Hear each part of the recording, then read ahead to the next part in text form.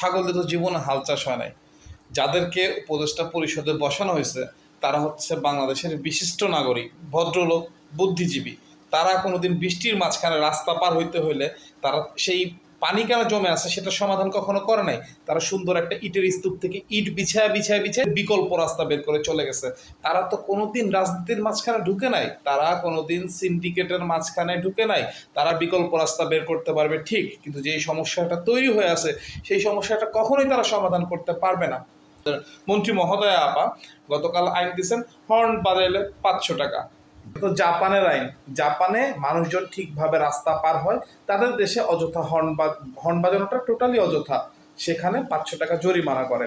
ঠিক আছে, বাংলাদেশের মতো একটা দেশে যেখানে পাবলিক এখন রাস্তা দিয়ে হাঁটতে শিখে নাই, ফুটপাথ দিয়ে কেমনে হাঁটবো জানে নাই, ওভারব্রিজের তল দিয়ে হাঁটে, সেখানে এদের ওভারব্রিজের তল দিয়ে হাঁটা বন্ধ না করে আপনি হর্ন বাজালে যদি 500 টাকা জরিমানা